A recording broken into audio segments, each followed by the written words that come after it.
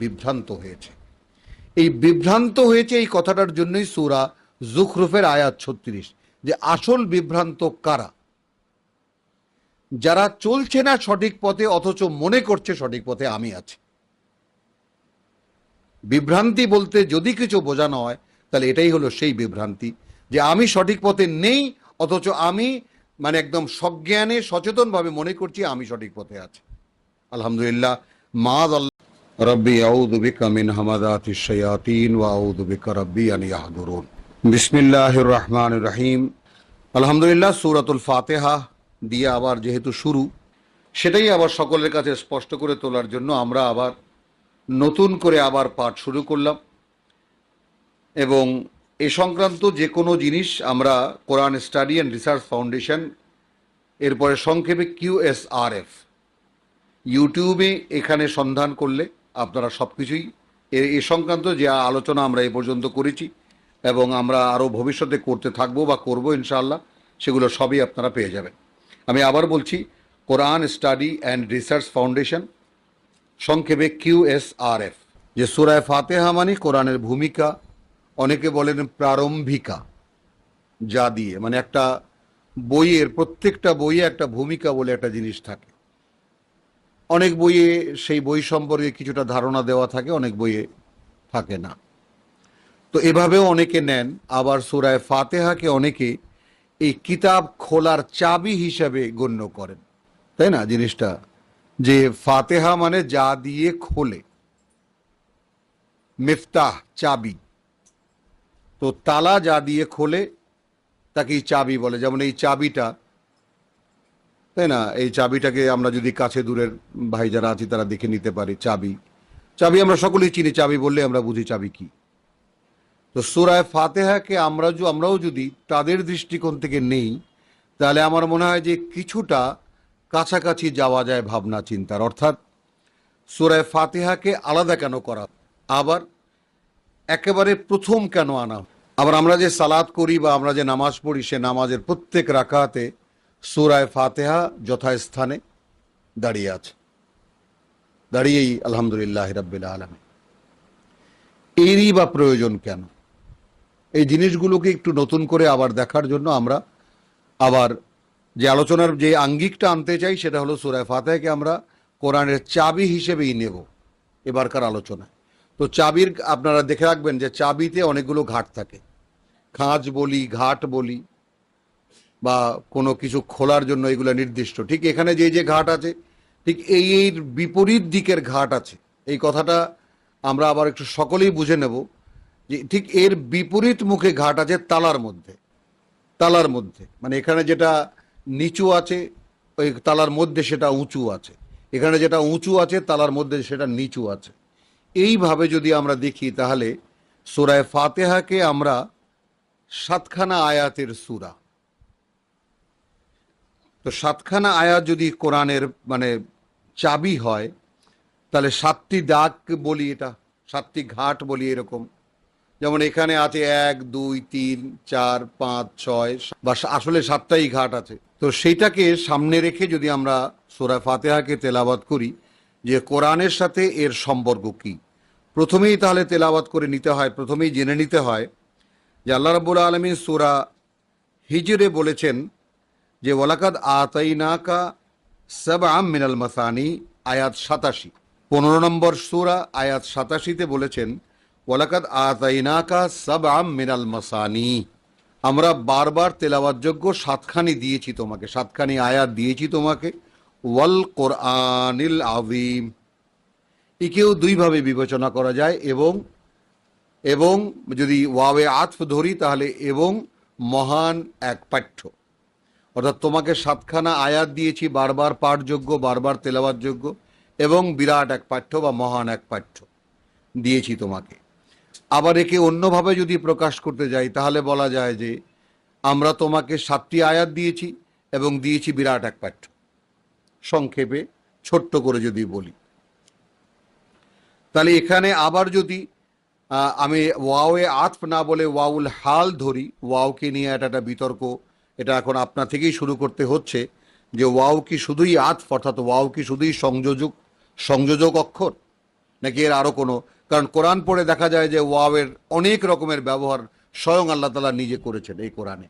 এবং আরবি ভাষাভাষীদের সাথে যাদের সম্পর্ক আছে বা যারা একটু দেখেছেন আরব দেশের লোকদেরকে, তাদের কথাবার্তার সাথে যাদের সম্পর্ক আছে, ওয়াল্লাহি বিল্লাহি, তাদের এই ওয়াল্লাহ ওয়াল্লাহ ওয়াল্লাহ, আল্লাহর কসম আল্লাহর কসম, মানে শপথ হিসেবে ব্যবহার। ওয়াওয়ের বিভিন্ন ব্যবহার আছে যার কোন নমুনা কোরআনেও আছে। এবং আলহামদুলিল্লাহ, যদি এখানে ওয়ালাকাদ আতাইনাকা সাবআম মিনাল মাসানি ওয়াল কোরআনিল মাজিদ, অর্থাৎ আমরা তোমাকে 7খানি আয়াত দিয়েছি, অর্থাৎ এ এক মহান পাঠ্য। আর একখানা আয়াতকে এখানে সংযোগ করব, সূরা তাকবীরের শেষ 3খানি আয়াত, ইন হুয়া ইল্লা যিকরুন লিল আলামিন, এ নয় আর কিছুই স্মারক সমগ্র সৃষ্টি জগতের বা সমগ্র বিশ্ববাসীর। এইখানে ব্যাপারটা আলামিন বলতে যারা একেবারে অনেক আলেম ওলামাকে টেলিভিশনের পর্দায় দেখেছি, তারা এটাকে উচ্চকিত করতে গিয়ে একেবারে সমস্ত জগৎ, সৃষ্টি জগৎ, মানে যাকে বলে যে মানে আলমে আমর, আলমে খালক সব একত্রিত করে ফেলেন, ফেরেশতা টেরেশতা সব কিছু মিলিয়ে ফেলেন। না, আলামিন বলতে আসলে খুব সাধারণভাবে বোঝানো যায় এই ভূপৃষ্ঠের উপরে যারা থাকে। এই কিতাব ফেরেশতাদের হেদায়েতের জন্য না। ইন হুয়া ইল্লা যিকরুন লিল আলামিন, আয়াত 27-28 বলা হচ্ছে লিমান শাআ মিনকুম আন ইয়াস্তাকিম, তো তোমাদের মধ্যে যে চাইলো বা যে চাইবে সে অর্থাৎ এটা এই জন্য যে নির্ভুল পথে চলতে চায়, তর্জমা এভাবে আছে। তো ইনশা মিনকুম, লেমান শাহ তার জন্য যে চায় তোমাদের মধ্যে, আন ইয়াস্তাকিম, আমরা এটাকে এভাবেও দেখতে পারি যে সে তাকে সোজা করবে, যে সে জীবনের জন্য সোজা কোনো পথ অবলম্বন করবে চলার, এটা তার জন্য। প্রথমে বলা হয়েছে ইন হুয়া ইল্লা যিকরুন লিল আলামিন, কোরআনের পরিচয় এ আর কিছুই নয়, এ বিশ্ববাসীর জন্য একটি স্মারক। লেমান, এর মধ্যে তার জন্য, শাআ চাইবে, মিনকুম তোমাদের মধ্যে, অর্থাৎ যারা এই কোরআনকে গ্রহণ করেছে, আন ইয়াস্তাকিম, যে সে নিজে সোজা পথ বা সরল পথ অবলম্বন করবে। এর পরে যে কথাটি, সেই কথাটিকে প্রেক্ষিত ধরলেই সূরা ফাতিহা দাঁড়িয়ে যায়। ওয়ামা ইয়াশাউনা, তোমরা চাও না, তোমরা কিছুই চাও না, ইল্লা, তবে, আন ইয়াশা আল্লাহ, যদি চান আল্লাহ। রাব্বুল আলামিন এখানেও আছে। যেমন সূরা ফাতিহার সূচনাতে আমরা কি পড়তে যাচ্ছি, আলহামদুলিল্লাহ রাব্বুল আলামিন। তো এখানে বলা হচ্ছে যে চাইলো নিজে সোজা পথ অবলম্বন করতে, তার জন্য এই কোরআন। আচ্ছা, আবার এই সোজা পথ অবলম্বন করতে যে চাইলো, সে চাইলে কি হয়, বা তোমরা চাইলেই হবে না যদি না চান আল্লাহ। রাব্বুল আলামিন, সৃষ্টি জগতের মালিক প্রতিপালক, এই বিষয়টাকে যদি সামনে রাখা যায়, তাহলে সূরা ফাতিহা যেভাবে উদ্ভাসিত হয়, সেটাই সূরা ফাতিহার এক ধরনের উদ্ভাসন বা এক ধরনের প্রকাশ। বিসমিল্লাহির রহমানির রহিম, সূরা আলহামদুলিল্লাহ রাব্বিল আলামিন। রব, আমরা সৃষ্টিকর্তা প্রতিপালক অনেকেই বলেন, কিন্তু রবের মালিক, রবের ব্যাপারে সৃষ্টিকর্তা বলেন না অনেকেই। সৃষ্টিকর্তার খালেক আছে, শব্দ আছে, হ্যাঁ। তো রব মানে প্রতিপালক। যেমন আমরা খুব সাধারণভাবে যে দোয়াটি করি, রব্বির হামহুমা, পিতামাতার জন্য, কামা রব্বায়ানি সগীরা, প্রভু তুমি এদেরকে সেইভাবে এখন লালন পালন করো যেইভাবে শৈশবে এরা আমাকে লালন পালন করেছে। তাহলে রবের অধিকাংশ বিষয়টা, বা আমরা এভাবে যদি পার্সেন্টেজ করি, তাহলে 80 ভাগই যাবে প্রতিপালনের দিকে। আবার রবের আর বেশিরভাগ যাবে মালিকের দিকে। যেমন আরব দেশে দেখেছি মানুর রব্বিল বেত, এ ঘরের মালিককে, সাধারণ কথাবার্তার মধ্যে। তো রব মানে মালিকের ব্যাপারটাও, এখানে মিল্কিয়াতের ব্যাপারটাও আছে, মালিকানার ব্যাপারটাও আছে। আবার আরো একটা বড় মানে আপনার যাকে বলে যে আর একটা খুব গভীর গবেষণার একটা ফসল আছে। রব শব্দটি ইব্রাহিম আলাইহিস সালামের দৃষ্টিকোণ থেকে যদি দেখা যায়, তাহলে দেখা যায় যে তিনি এটাকে একত্রিত করেছেন সৃষ্টিকর্তা প্রতিপালক, সৃষ্টিকর্তা, প্রতিপালক, হাইফেন লাগবে না, এক শব্দ করে দিতে পারেন। রব শব্দটির মানে আমরা সৃষ্টিকর্তা, প্রতিপালক। সৃষ্টিকর্তা এই জন্যেই, মানে কিরকম, যেমন মাকে যদি রব বলা হয় তাহলে মাই শিশুকে জন্ম দিয়েছেন, আর রবকে যদি আমরা প্রতিপালক বলি তাহলে এই প্রতিপালক কোন প্রতিপালক? যাদেরকে তিনি প্রতিপালন করছেন তাদেরকে অন্য কেউ সৃষ্টি করেননি, তিনিই সৃষ্টি করেছেন। ব্যাপারটা বোঝা গেল? তিনিই সৃষ্টি করেছেন, অর্থাৎ তিনি যা কিছু সৃষ্টি করেছেন এই জগতে আমাদের সহ যা কিছু আমরা সৃষ্ট দেখি তার সব কিছুই তিনিই সৃষ্টি করেছেন এবং এই প্রতিপালন তিনিই করছেন। তো এখন মাঝখান থেকে আমি তার কৃতজ্ঞতা আদায় করতে এলাম কোত্থেকে? আলহামদুলিল্লাহ। তো আলহামদুলিল্লাহ আমরা সকল প্রশংসা, এভাবেই আমরা তর্জমা করি, কিন্তু প্রশংসার মধ্যে দেখা যায় যে আমরা আলহামদুলিল্লাহ, আলহামদু শব্দটিকে যেভাবে ব্যবহার করি, হামদ শব্দটি শুধু প্রশংসা নয়, হাম শব্দটি কৃতজ্ঞতা আদায়ের প্রশংসা। বরং যদি বলা যায় যে কৃতজ্ঞতার যত প্রশংসা তা সব আল্লাহর, তাহলে হামদের প্রকাশটা আসে। কারণ আমি যদি আমাকে দেখাই, যেমন আমরা খুব সাধারণভাবে, আমরা তো দিনই মানুষ নই বা দিন প্রকাশের মানুষও আমরা নই, আল্লাহ তাআলা যেই জীবনযাপন করার পদ্ধতি আমাদেরকে দিয়েছেন তার অনুসরণ করে সে অনুযায়ী আমরা চলছি না, তবুও বলা যায় যে আমরা যেই ধর্মাচরণ আমরা করি তার মধ্যে যতটুকু অবশিষ্ট আছে, ভাত খেলাম আলহামদুলিল্লাহ, আলহামদুলিল্লাহ রাব্বিল আলামিন এই শব্দটি উচ্চারণ করতে গেলে, বলতে গেলে, যদি আমি কাউকে বলি, অর্থাৎ কারো দ্বারা আমি যখন উপকৃত হই, তখন তাকে যদি বলি ভাই আমি আপনার প্রতি কৃতজ্ঞ, তাহলে তার উপকারের মান এবং মাত্রা নির্ণয় করবে কৃতজ্ঞতা প্রকাশের আমার বিনয়টা কিরকম হবে। কিন্তু যেই অস্তিত্বটি সরাসরি সর্বৈব তার করুণার উপরে নির্ভর করা,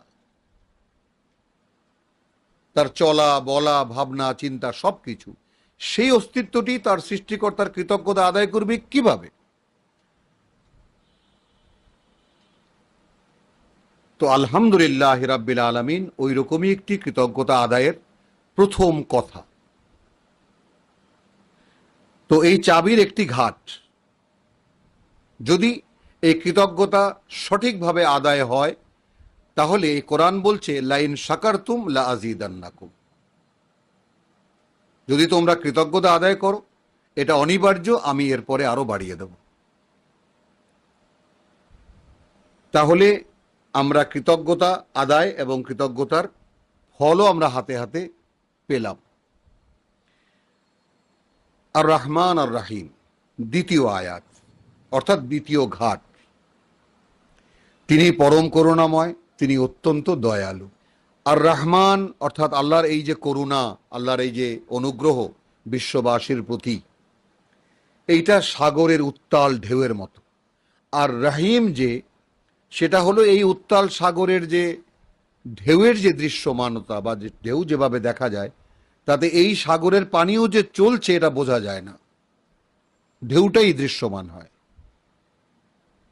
কিন্তু সেই সাগরের পানির মধ্যেই আবার জোয়ার ভাটার একটা খেলা আছে, এই পানি আবার চলছে, একদিক থেকে আর একদিকে চলে যাচ্ছে, স্রোত হয়ে চলছে।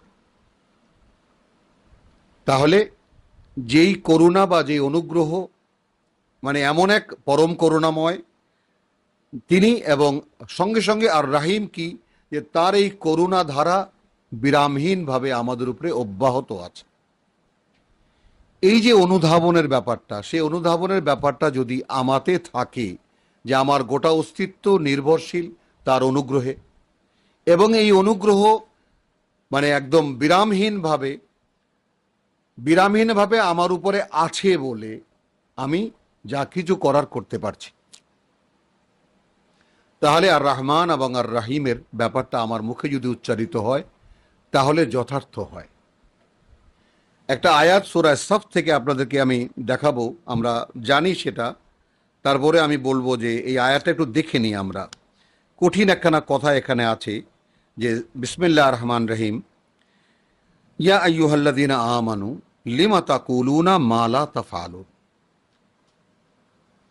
ভয়ঙ্কর একটা কথা যে হে বিশ্বাসীরা, কেন তোমরা সেই কথাটা বলো যা তোমরা করো না।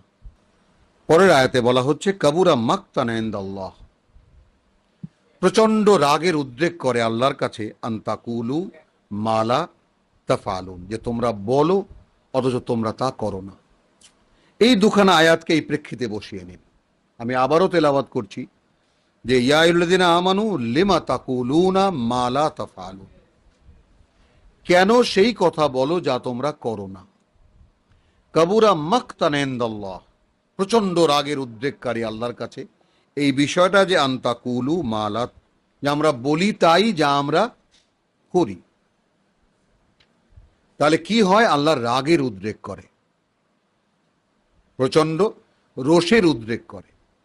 তো যারই আসলে বাস্তবতা এখনকার পৃথিবীতে আমরা দেখতে পাচ্ছি যে আমাদের মুসলমানের সংখ্যা ১৬০ কোটি, কিন্তু আল্লাহর অনুগ্রহের এ জাতি, অনুগ্রহ প্রাপ্ত এ জাতি, এটা আমার মনে হয় যে কোনো মানে মানে কি বলবো, কারো পক্ষে এই দাবি করা সম্ভব না এখন। তাহলে এটা পরিষ্কার যে আমরা বলি তাই যা আমরা করি না। প্রথমেই নামাজে দাঁড়িয়ে সূরা ফাতিহা যখন আমরা পড়ি, আমাদের গুরু যারা, আমরা নতুন যারা নামাজ শিখেছি এবং গুরু যারা নামাজ শিখিয়েছেন, তারা আমাদেরকে বলে দেন যে তোমার কিছু বুঝতে হবে না, তুমি বলে যাবা। আর কোরআন বলছে যে সালাতের কাছেও যাবে না যে পর্যন্ত না বুঝতে পারো কি তোমরা বলছো। ওইখানে মাঝখানে একটু কথা আছে ওয়া আনতুম সুকারা। এখন আনতুম সুকারা মানে তোমরা যখন নেশায় থাকো। এখন নেশায় থাকো, আর কেয়ামতের দিন কে কি নেশায় থাকবে? সেখানেও তো মানুষ সুকারা হবে, অর্থাৎ দিগ্ভ্রান্ত, তাই না? কিছু কিছু আলেম আছে আমাদের গবেষকদের মধ্যে, তারা বলেন যে তুমি যখন মেন্টালি অনুপস্থিত থাকো, মানসিকভাবে তুমি অনুপস্থিত থাকো। কিন্তু আমাদের যে বিষয়টা, যে আমরা যে আর রহমান আর রাহিম বা সূরা ফাতিহা যে আমরা তেলাওয়াত করি, এর কন্ডিশনটা, এর বাস্তবতাটা আসলে কি বুঝি না, মন্ত্রের মতো বিড়বিড় করে পড়ে যাই, বাস যতটুকু হলো হলো, না হলে নেই। এরপরে আছে মালিক ইয়াউমিদ্দিন, আসলে এক ভয়ঙ্কর কথা। তো ইয়াউমুদ্দিনের যে ব্যাপারটা, সেটাকে আমরা একটু দেখে নেই এইভাবে, যে ইয়াউমুদ্দিনের একটা ভয়ঙ্কর মানে চিত্র আছে, যেটা আল্লাহ তাআলা এঁকেছেন সূরা আবাসা আয়াত 33 থেকে 36 পর্যন্ত। যে ইযা জাআতিস সাখা, যখন সেই কঠিন সময়টা আসবে, ইয়াউমা ইয়াফিরুল মারউ মিন আখিহি, সেই দিন পালাবে প্রতিটি ব্যক্তি তার ভাই থেকে, ওয়া উম্মিহি ওয়া আবিহি, এবং তার মা থেকে, তার পিতা থেকে, ওয়া সাহিবাতিহি ওয়া বানিহি, এবং তার স্ত্রী থেকে এবং তার সন্তানদের থেকে। লিকুল্লি ইমরিইন মিনহুম, প্রত্যেক ব্যক্তির জন্য একটি তখন মানে মানে একটি তখন ভাবনা, ইয়া মিনহুম ইয়াউমাইদিন শানুন ইউগনিহি, কি করে সে রক্ষা পাবে। তাহলে যেই মা বাবা সন্তান সন্ততি আত্মীয় স্বজন নিয়ে পৃথিবীতে এই জীবনের এত মায়াময় এক পরিবেশের মধ্যে সবকিছু ভুলে বিরাজ করছি, সেই দিন সেই সব কিছুর বাদ দিয়ে শুধু ধান্দা থাকবে আমার একটাই, যে আমি কি করে এই রক্ষা পাবো। হ্যাঁ, আবার আরেকটা আছে, এই চিত্রই আবার দেখা যাচ্ছে অন্য জায়গায়, এইভাবে আছে যে ৭০ নম্বর সূরার আয়াত ১১, ইয়াওয়াদ্দুল মুজরিমু লাউ ইয়াফতাদি মিন আযাবি ইয়াউমাইযিন, চাইবে অপরাধী। অপরাধী কেন হবে? বোঝাই যাচ্ছে কেন অপরাধী হবে। চাইবে অপরাধী সেই দিন কি দিয়ে মুক্তিপণ দেবে, সেই দিনের শাস্তি থেকে বাঁচার জন্য। বেবানিহে, তার সন্তান সন্ততি দিয়ে, ওয়া সাহেবাতিহি ওয়া আখিহে, তার স্ত্রীকে দিয়ে, তার ভাইকে দিয়ে, ওয়া ফাসিলাতিহিল্লাতি তুউবিহে, এবং যেই পরিবেশের মধ্যে, অর্থাৎ দাদা নানা যে সমস্ত আত্মীয় স্বজনের মধ্যে সে বিরাজ করত, তাদেরকে দিয়ে, ওয়া মান ফিল আরদে জামিয়ান,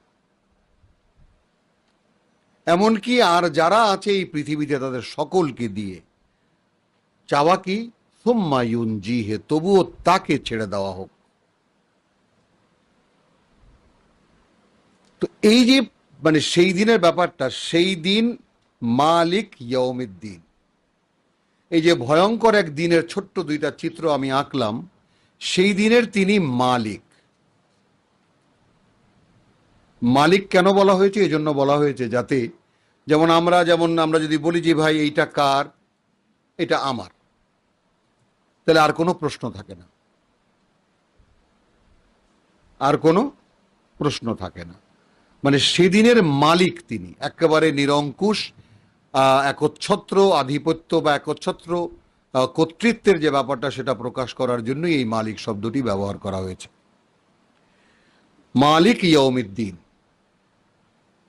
তো সেই দিনের মালিক, যেই দিনের আমি সূরায় 70 নম্বর সূরা এবং 80 নম্বর সূরা, দুটি সূরা থেকে আমি যে দেখালাম যে চিত্র, ভয়ঙ্কর চিত্র, যে সেই দিনের মালিক তিনি। তো এখন সেই দিন যদি তিনি আমার প্রতি সন্তুষ্ট না থাকেন, তাহলে কি হবে? আমি অপরাধী হিসাবে সাব্যস্ত হব।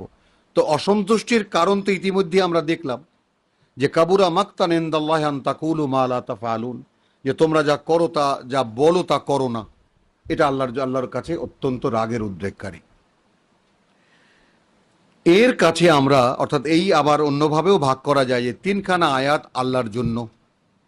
এবার সূরায়ে ফাতিহাকে মাঝামাঝি আসলো, ইয়্যাকা না'বুদু ওয়া ইয়্যাকা নাস্তাঈন।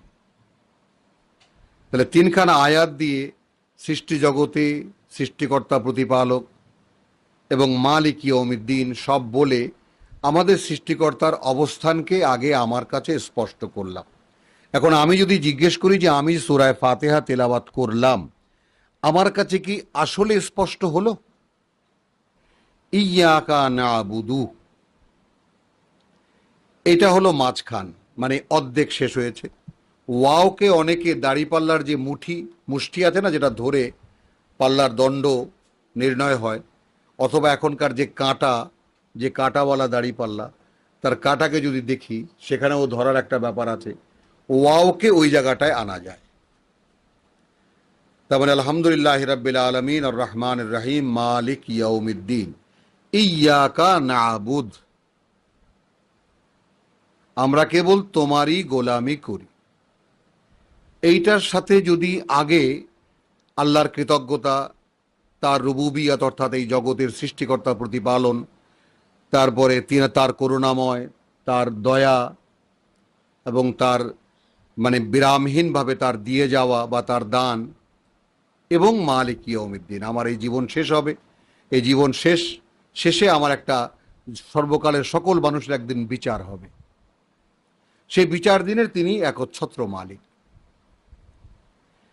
এই বিষয়গুলো অনুধাবনে যদি থাকে, তাহলে তার কাছে আমি চাচ্ছি বা আমরা চাচ্ছি ইয়্যাকা না'বুদু,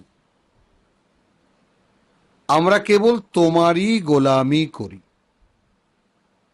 এখন আসুন আমাদের বাস্তবতার সঙ্গে মিলিয়ে দেখলে এর চাইতে ডাহা মিথ্যা কথা পৃথিবীতে আর কিছু আছে?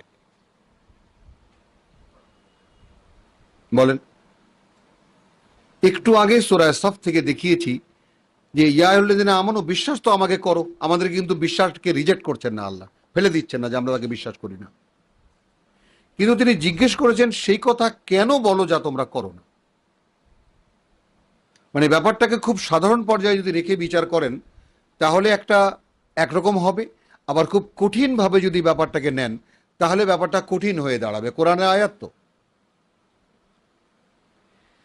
তাহলে ইয়্যাকা না'বুদু, আমরা কেবল তোমারই গোলামি করি। গোলামির ব্যাপারটা একটু এসে যাক। আব্দ শব্দটি আরবি গোলাম, মানে আমাদের বাংলাদেশে আব্দ নেই, আমরা আব্দ বুঝি না। আমরা চাকর বুঝি, আমরা মাস ঠিকা বুঝি, বছর ঠিকা বুঝি, হাইল্লা বুঝি, বদল্লা বুঝি, তাই না? এই ধরনের আমরা কতগুলো শব্দ যেগুলো আমরা বাংলা ভাষার সাথে আমাদের দেশে, অর্থাৎ কাউকে দিন ঠিকা কাজ করাই, কাউকে মাস ঠিকা কাজ করাই, কাউকে বছর ঠিকা কাজ করাই, কেউ বাসার চাকর বাকর থাকে, তারও একটা স্বাধীনতা আছে যে বছরে 20 দিন বা এক ঈদে ছুটি দেবেন 20 দিনের। আর মক্কায় মানুষের হাট ছিল, যেখানে মানবী অর্থাৎ মানুষ, বিভিন্ন বয়সের ছেলে মেয়ে বুড়ো বুড়ি কেনা বেচা হতো। কাউকে যদি আপনি নগদ পয়সা দিয়ে কিনে আনেন, সে আপনার আব্দ হলো। এই আব্দ আপনার জন্য যা যা করবে, অর্থাৎ তার তো আর নিজের কোনো ইচ্ছা নেই, তার কোনো ছুটি ছাটা নেই, তার কোনো বিরাম নেই, আপনি টাকা দিয়ে কিনে এনেছেন। বান্দা যা যা করে, তো বান্দাকে, বান্দা মানে আমার কেনা গোলাম।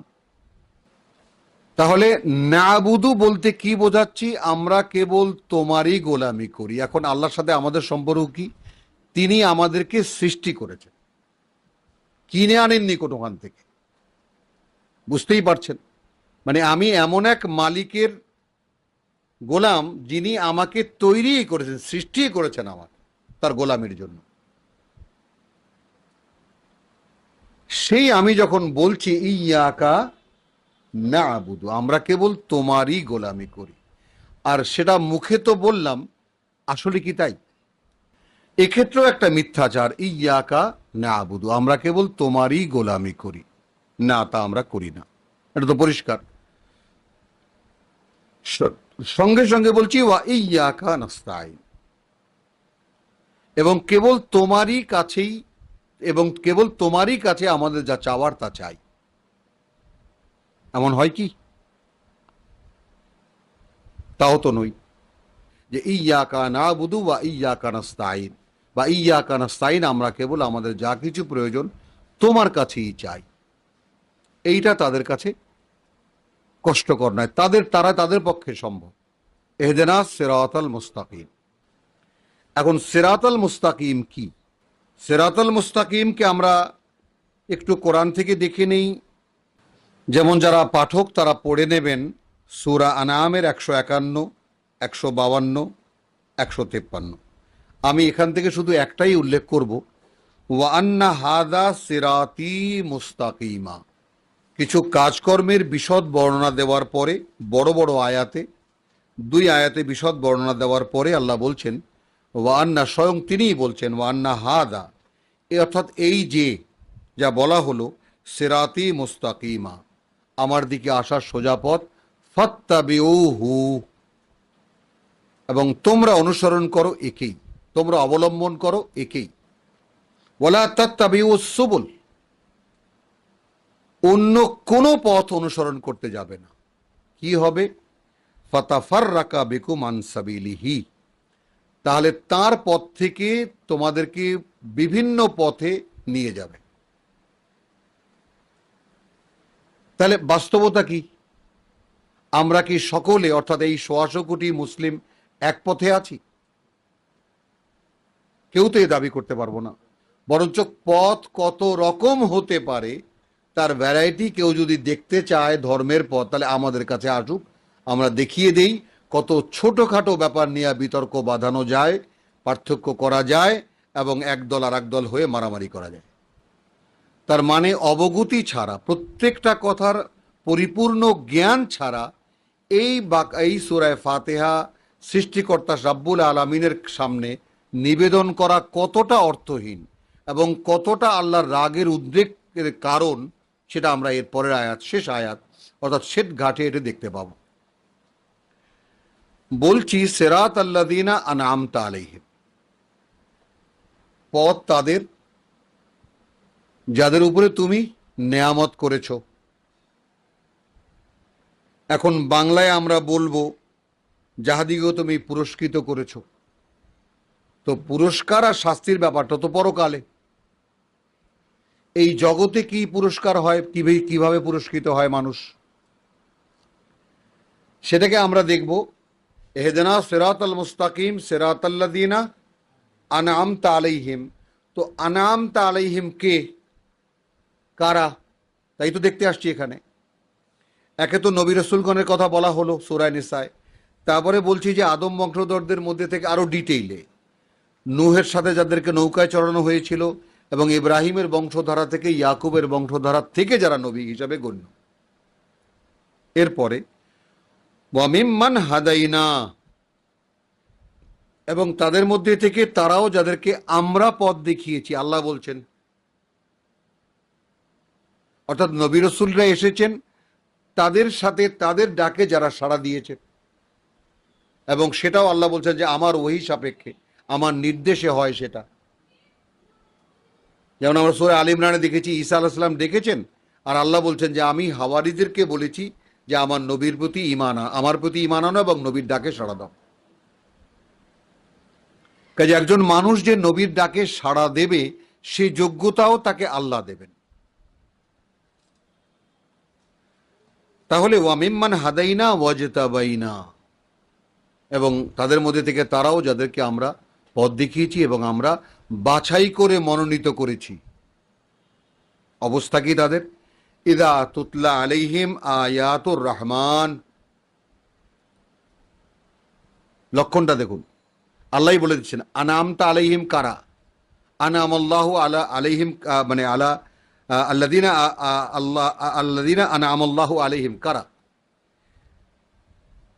একে তো গেল নবী রাসূলরা, তারপরে ইদা তুতলা আলাইহিম আয়াতুর রহমান, যখন তাদেরকে তাদের সামনে পরম করুণাময়ের বাণী ও বার্তা পড়ে শোনানো হয়, খাররু সুজ্জাদান ওয়া বুকিয়া, সরাসরি সেজদায় পড়ে এবং কাঁদতে থাকে। ভাবেন তাহলে আনআমতা আলাইহিম যে বললাম, যে সিরাত আল্লাযিনা আনআমতা আলাইহিম, তাদের পথ যাদের উপরে তোমার করুণা হয়েছে। তো তোমার করুণা মানে কি? তোমার করুণা মানে তুমি যাদেরকে নিয়ন্ত্রণ করে চালিয়েছো, ওহী দিয়ে চালিয়েছো। তাহলে তাদের, অর্থাৎ আল্লাহর করুণার বলয়ের মধ্যে যারা চলে যাবে। আচ্ছা, এর পরের যে কথাটা, সেই কথাটা কোরআন মাজিদে আমাদের যে প্রচলিত তর্জমার যে ধরন আছে, যা কিছু আছে সেখানে আছে যে যাহারা অভিশপ্ত নয়, যাহারা পথভ্রষ্ট নয়। অর্থাৎ অর্থাৎ নবী রাসূলরা অভিশপ্তও নয়, কে পথভ্রষ্টও নয়। তাহলে এই কথা মিলে গেল আগের অংশের সঙ্গে আমাদের তর্জমা। কিন্তু এখানে আমরা আরো দুটো জিনিসকে অ্যাড করতে চাই কোরআন থেকে। প্রথমেই করতে চাই সূরা আরাফের আয়াত 16-17। বিসমিল্লাহির রহমানির রহিম। 11 আয়াতে আছে ওয়ালাকাদ খালাকনাকুম, যে আমরাই তোমাদেরকে সৃষ্টি করেছি। সুম্মা সাওয়ারনাকুম, তারপর তোমাদের আকার আকৃতি নির্ণয় করেছি, দিয়েছি। সুম্মা কুলনা লিল মালাইকাতি উসজুদু লি আদম, তারপর বলেছি ফেরেশতাদেরকে যে আদমকে সেজদা করো বা সম্মান জানাও। অর্থাৎ তোমাদের চাইতে লেটেস্ট, তোমাদের চাইতে আরো একটু উচ্চ ক্ষমতা সম্পন্ন সৃষ্টি আমার। ফাসাজাদু, ফেরেশতারা সঙ্গে সঙ্গে সেজদা করলো। ইল্লা ইবলিস, ইবলিস করলো না। এসেছি যখন ব্যাপারটা একটু দেখেই যাই, লাম ইয়াকুন মিনাস সাজিদিন, সে সেজদা যারা করেছে তাদের সঙ্গে সে থাকলো না। কালা মা মানাআকা আল্লা তাসজুদা ইয আমারতুকা, আমি আদেশ করেছি তারপরে তুমি সেজদা করলে না, কে বাধা দিল তোমাকে? কালা আনা খায়রুম মিনহু, আনা খায়রুম মিনহু, আমি ওর চাইতে ভালো। এই যে দাবি তার, খালাকতানি মিন নারিন ওয়া খালাকতাহু মিন তিন, সৃষ্টি করেছো তুমি আমাকে আগুন দিয়ে এবং ওকে সৃষ্টি করেছো কাদা দিয়ে। বস্তুগত পার্থক্যটা সে দেখিয়ে দিল আল্লাহকে। এখন কোরআনে যতবারই এই প্রেক্ষিত 7 বার এসেছে আদম ইবলিসের এই কাহিনী, যতবারই এসেছে অতবারই ইবলিসের কথা একটাই, যে আমাকে তুমি আগুন দিয়ে তৈরি করেছো, ওকে তুমি কাদা দিয়ে তৈরি করেছো। কিছুতেই আমার বিবেচনায় আসে যে কিছুতেই ও আমার চাইতে ভালো হতে পারে না। কালা ফাহবিত মিনহা, আচ্ছা এখন এরপরে ফাহবিত মিনহা ফামা ইয়াকুনু লাকা আন তাতাকাব্বারা ফিহা ফাখরুজ ইন্নাকা মিনাস সাগিরিন, যাও তুমি তাদের মধ্যে একজন যারা নিজেরা ছোট করে, তুমি এখান থেকে বেরিয়ে যাও, এখানে থেকে তোমার বড়ত্ব দেখাবার কোনো জায়গা এটা নয়। ক্বালা ফা আনজিরনি ইলা ইয়াউমি ইউবাসুন, এই যুদ্ধের সূচনা, লড়াইয়ের সূচনা, তাহলে আমাকে একটু অবকাশ দাও সেই পর্যন্ত, যেদিন এদের সকলকে আবার তুমি জীবিত করে তুলবা, অর্থাৎ মালিক ইয়াউমিদ্দিন, সেই ইয়াউমিদ্দিন পর্যন্ত আমাকে একটু অবকাশ দাও, সময় দাও বা সুযোগ দাও। ক্বালা ইন্নাকা মিনাল মুনজারিন, যাও তোমাকে সুযোগ দেওয়া হলো। তাহলে আল্লাহর দেওয়া সুযোগ সে পেল। এখন সে বলছে ক্বালা ফা বিমা আগওয়াইতানি, এখন ঠিক যা দিয়ে তুমি আমাকে বিভ্রান্ত করেছো। তো আল্লাহ আবার ইবলিসকে দিয়ে বিভ্রান্ত করলো কিভাবে? কি দিয়ে বিভ্রান্ত করলো? তাই না? তো বিভ্রান্ত করেছে, অর্থাৎ তাকে যে বুঝ দিয়েছে, তাকে যে জ্ঞান দিয়েছেন আল্লাহ, সেই বুঝ এবং সেই জ্ঞানের দ্বারা ইবলিস যা করার তাই করেছে। যে তার বুঝ এবং তার জ্ঞান তাকে কোনোভাবেই এই সিদ্ধান্তে আনতে পারেনি যে এ তার চাইতে ভালো হতে পারে। তাহলে এইটা যখন তার সিদ্ধান্ত তার কাছে বড় হয়ে গেল, তখন আল্লাহর আদেশও তার কাছে ছোট হয়ে গেল। ব্যাপারটা কি আমরা নিতে পারলাম?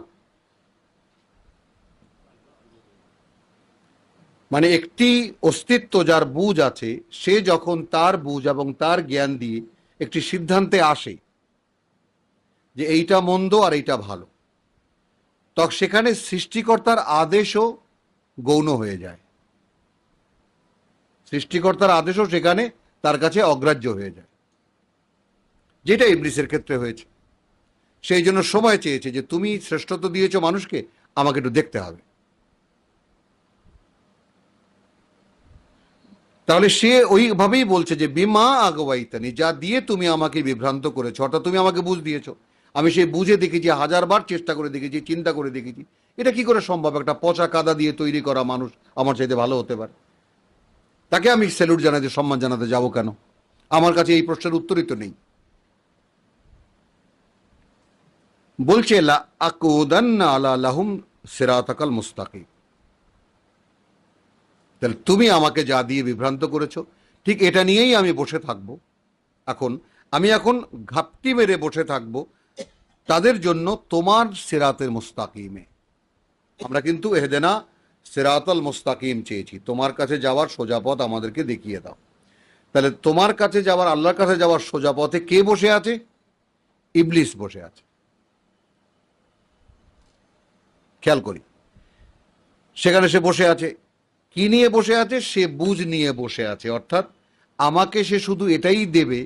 আমরা অন্যান্য সূরা যখন আমরা পড়বো তখন আমরা দেখব আমাকে যে তুমি যেটা বুঝতেছো ওটাই ঠিক, সেখানে আল্লাহর কথাও কোনো গ্রাহ্য নয়। ফলে আমাদের এখন যার যার অবস্থা আমরা নিজেরাই দেখতে পাচ্ছি।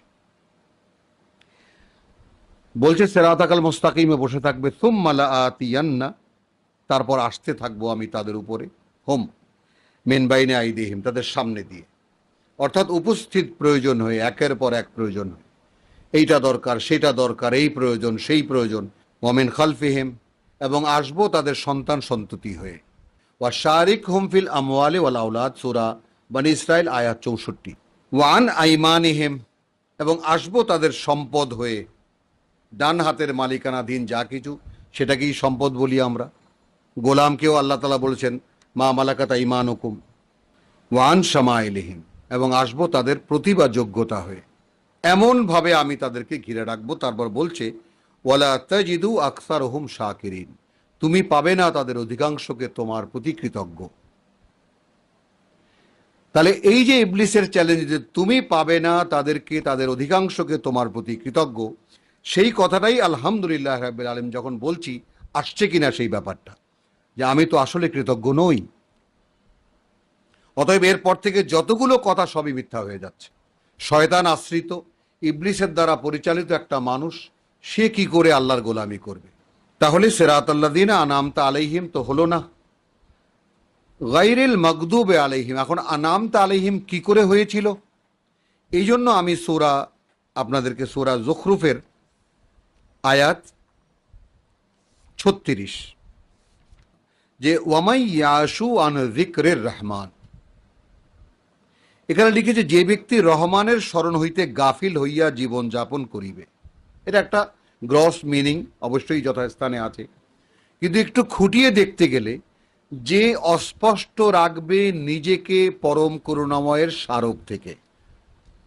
আরো এবার এই কথাটাকে সরাসরি বলতে গেলে, এই কিতাব থেকে যে নিজেকে অস্পষ্ট রাখবে। যিকরে রহমান কিতাবুল্লাহ, আল্লাহর কিতাব।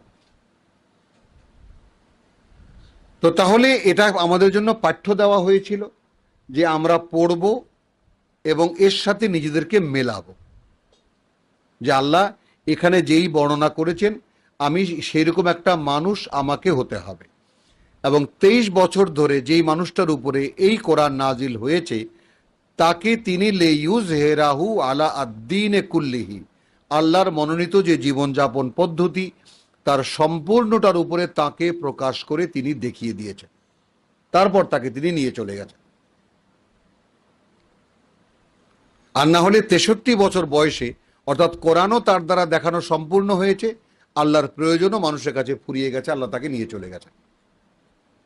অর্থাৎ নবী রাসূলদের জীবন যেভাবে নিয়ন্ত্রিত করেন আল্লাহ তাআলা। এখন ওয়ামাই ইয়াশু আন যিকরির রহমান, যে নিজেকে অস্পষ্ট রাখবে পরম করুণাময়ের এই স্মারক থেকে, নুকাইয়্যিদ লাহু শাইতানান, ভাবেন তাহলে আল্লাহর অ্যাডমিনিস্ট্রেশন, আল্লাহর গভর্নমেন্ট, আল্লাহর সরকার বলছে যে আমরা তার উপরে একটি শয়তান চাপিয়ে দিই। ফাহু আলাহু কারিনুন, তারপর থেকে সে হয়ে যায় তার অস্তিত্বের সঙ্গী। ওয়াইন্নাহুম লা ইয়াসুদ্দুনা আনিস সাবিল, এবং এই শয়তানগুলো এই মানুষগুলোকে সঠিক পথ থেকে ফিরিয়ে রাখে। ওয়াইয়াহসাবুনা আন্নাহুম মুহতাদুন, আর এই মানুষগুলো মনে করে যে তারা আছে সঠিক পথে। কথাটা সংক্ষেপে, আল্লাহর এই কিতাব থেকে আল্লাহর এই কিতাব থেকে যে নিজেকে অস্পষ্ট রাখবে, অর্থাৎ এই কিতাবের সাথে মিলানোর যে চেষ্টা, নিরন্তর চেষ্টা, যে এই কাজটি করবে না, তাহলে তার উপরে আল্লাহর গভর্নমেন্ট একটি শয়তান চাপিয়ে দেন। সে তখন কিছুতেই তাকে এ পথে আসতে দেয় না, আর সে মনে করে আমি সঠিক পথে আছি। যে গায়রিল মাগদুবে আলাইহিম, আল মাগদুবকে আগে আনবো, গায়েরকে না হিসেবে তর্জমা করব। না আল মাগদুব, সেই অভিশপ্তটা, অর্থাৎ প্রথম অভিশপ্ত অস্তিত্ব কে এই সৃষ্টি জগতে? ইবলিস। তো না সেই অভিশপ্তটা চড়াও হতে পেরেছে তাদের উপরে, অর্থাৎ যাদের উপরে আল্লাহ নেয়ামত দিয়েছেন, অর্থাৎ যাদেরকে আল্লাহ তাআলা ওহী দিয়ে চালিয়েছেন, তাদের উপরে ইবলিস আর চড়াও হতে পারে না।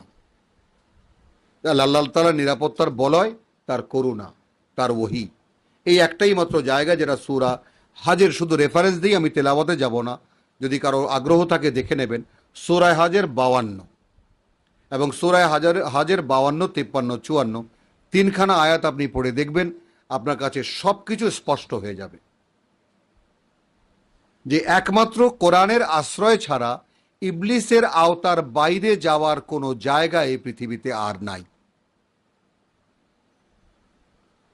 একমাত্র আল্লাহর ওহী দিয়ে পরিচালিত হওয়া, এই ওহী নিয়ে চিন্তা ভাবনা করা, এই ওহী নিয়ে মানুষের কাছে পৌঁছাবার দায়িত্ব বহন করা, এছাড়া দিনরাত 24 ঘন্টা আল্লাহর এই ওহীর বাণী নিয়ে পড়ে থাকা ছাড়া মানুষের আর কোনো করণীয় কিছু নেই। তাহলে শেষ করব আমরা এবার সূরা ফাতিহাকে।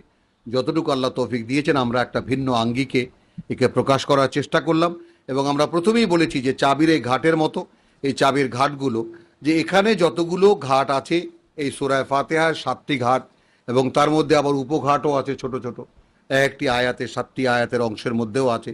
তো সেইভাবে প্রত্যেকটা জিনিসকে যদি খুঁটিয়ে খুঁটিয়ে দেখতে যান, এরপরেই আমরা ইনশাআল্লাহ কোরআনে প্রবেশ করব, আমরা এর বাস্তবতা সব দেখতে পাবো। তাহলে গায়রিল মাগদুবে আলাইহিম ওয়ালা আদ-দাল্লিন, না তাদের উপরে সেই অভিশপ্তটা চড়াও হতে পেরেছে, আর না তারা বিভ্রান্ত হয়েছে। এই বিভ্রান্ত হয়েছে এই কথাটার জন্যই সূরা যুখরুফের আয়াত 36, যে আসল বিভ্রান্ত কারা? যারা চলছে না সঠিক পথে অথচ মনে করছে সঠিক পথে আমি আছি। বিভ্রান্তি বলতে যদি কিছু বোঝানো হয় তাহলে এটাই হলো সেই বিভ্রান্তি, যে আমি সঠিক পথে নেই, অথচ আমি একদম সজ্ঞানে সচেতনভাবে মনে করছি আমি সঠিক পথে আছি। আলহামদুলিল্লাহ, মাদ আল্লাহ সুম্মা মাদ আল্লাহ, আল্লাহ এই অভিশপ্ত পথ থেকে আমাদেরকে রক্ষা করুন। এই ছিল সূরা ফাতিহার একটা ভিন্ন আঙ্গিকের আমাদের প্রকাশ। রব্বুল আলামিন যতটুকু চেয়েছেন অতটুকু প্রকাশিত হয়েছে, এবং তিনি ভবিষ্যতে যতটুকু তৌফিক দেবেন অতটুকুই আমরা পারবো। ওয়ামা আলাইনা ইল্লাল বালাগ ওয়ামা তৌফিকি ইল্লা বিল্লাহ।